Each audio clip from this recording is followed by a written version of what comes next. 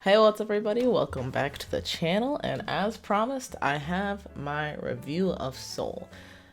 Soul, I watched this movie twice as well. The last video I was talking about, I watched Wonder Woman twice, and I actually watched this one twice as well.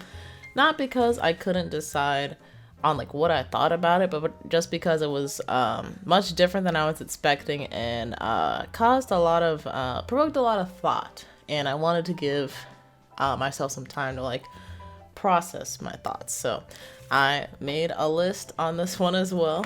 So let's go ahead and talk about what I thought of the movie, and then we'll get to the stuff on the list, which will be spoilers for those who haven't seen it yet.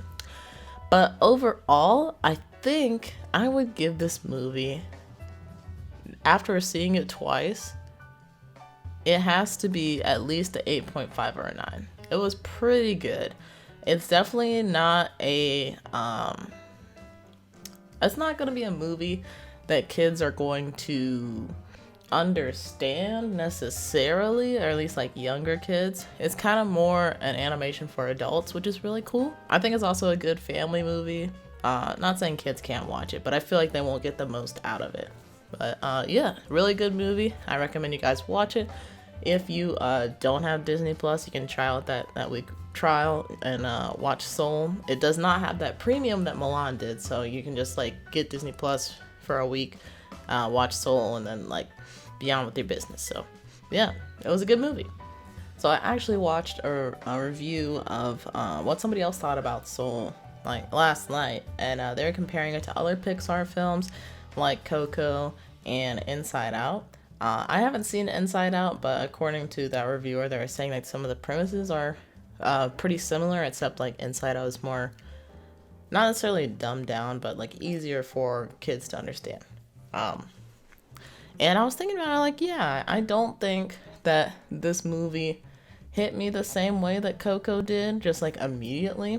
But I definitely, after like thinking about it a little bit more and like watching it for a second time, I could definitely feel like, oh yeah, like this definitely has a bigger impact than I initially thought.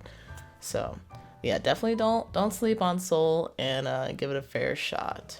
So I'm gonna be moving on to my list, which has some spoilers from the movie. So if you haven't seen the movie yet and you want to see it, this would be your cue to exit. Make sure to like and subscribe before you do. Yeah, number one would be that it's kind of like an interesting part of the movie for me is the ending and the way that they kind of let you decide. Like it's hard for me to say. Like the ending is up for interpretation. So, and they don't just explicitly say like, you know, Joe went on to live a happy life and he figured out that he didn't want to be a musician or something like that. Like it's up to you to decide like how Joe's story ends. And I like it, but I don't like it at the same time. I feel like, especially now when like things are like confusing and like frustrating, I don't know.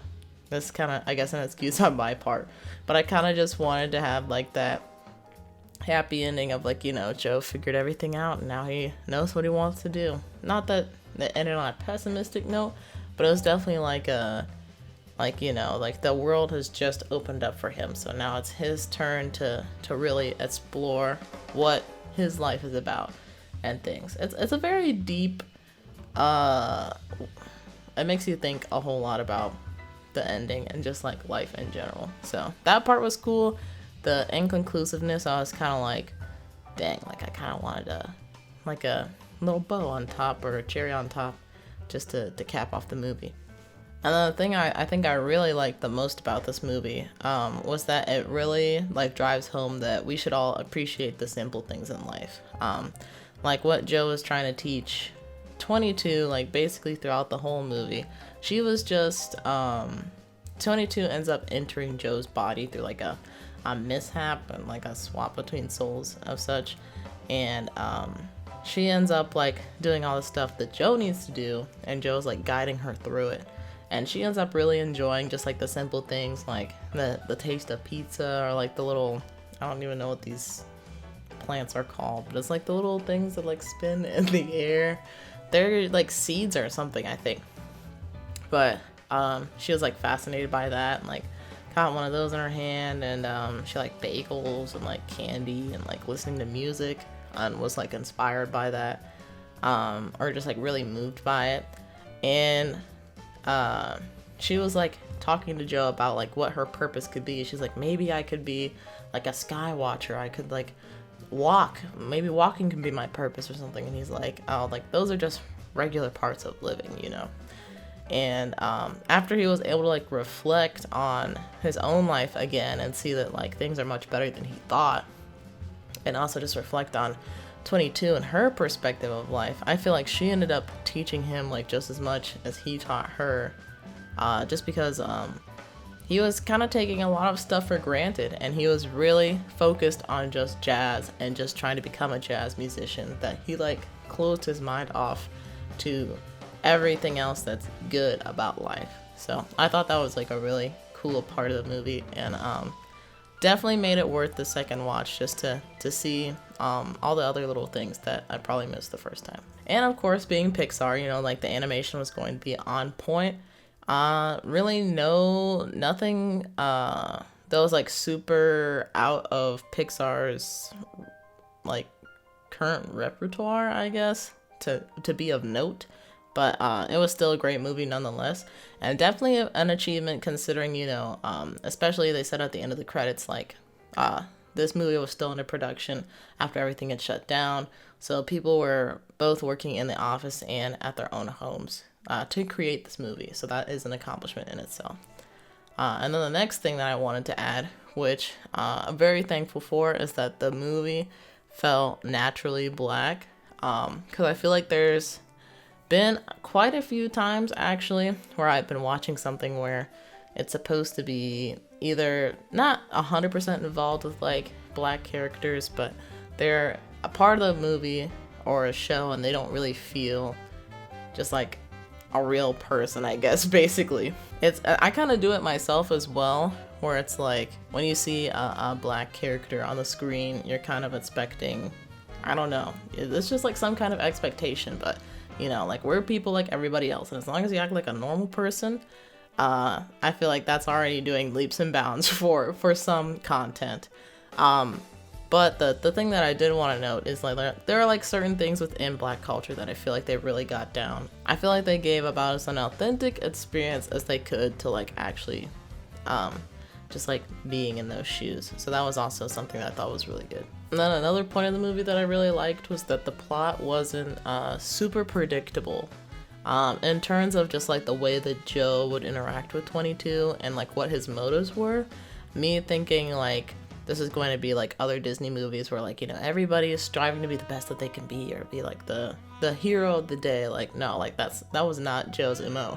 Joe was just trying to get back in his body so that he can perform because he thinks that this is going to be like the biggest moment of his life and he's not going to miss it, and he's going to do everything he can to get to that moment regardless of how it's going to affect at least 22, who is a soul and someone who's not been born yet. So I guess in that sense he was a little bit ruthless, just because it's like, hey, you're not really a person yet, so you still have your shot. Like this is the only shot I'm gonna get, so I have to take it.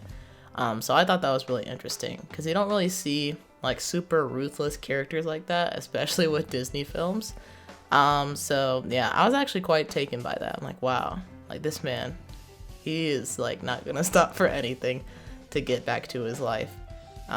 Which is interesting considering that until like closer towards the end, he didn't really see like the value of all these different events in his life, and he was more focused on just like the jazz, like the professional jazz side, which he still hadn't quite gotten into, or he didn't get into it as much as he would have liked. So that was also a good point of the movie, and I think it was a good choice. It was very different compared to like other Disney films.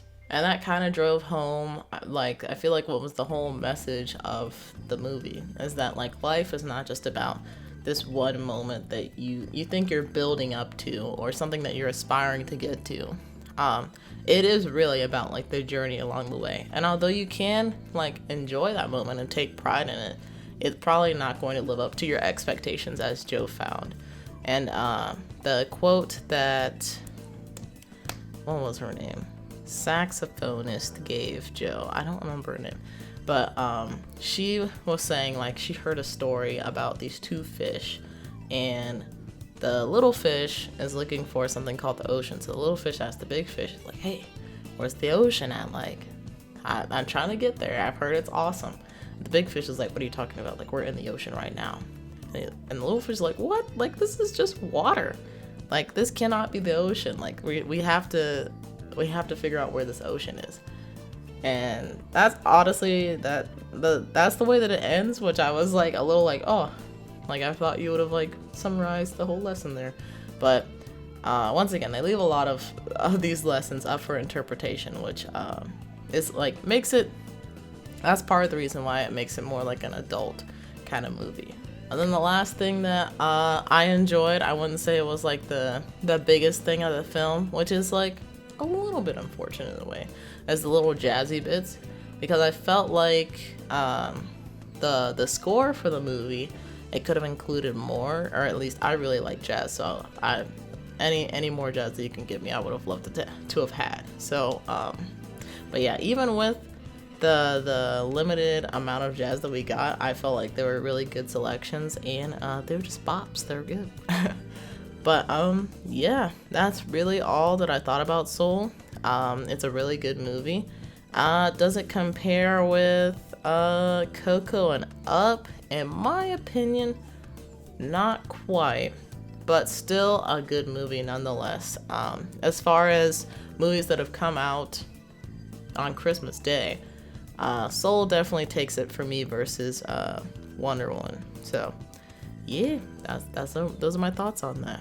But yeah, those are my thoughts on Soul. So tell me what you guys liked about it or didn't like about it in the comments below. Some things that maybe you might have learned from it, or things you would have thought would have gone differently, or I don't know. Just tell me what you think. I'm curious to see how it was perceived by you guys. But yeah, that is going to be it for me. I don't really know what I have coming up next, so I guess we'll both see together. But if I don't see you guys before New Year's, I hope you have a happy New Year, and I hope you enjoy the holidays, and I hope you have a nice evening or night. Whatever it is, enjoy it, and I will see you in the next one. Peace.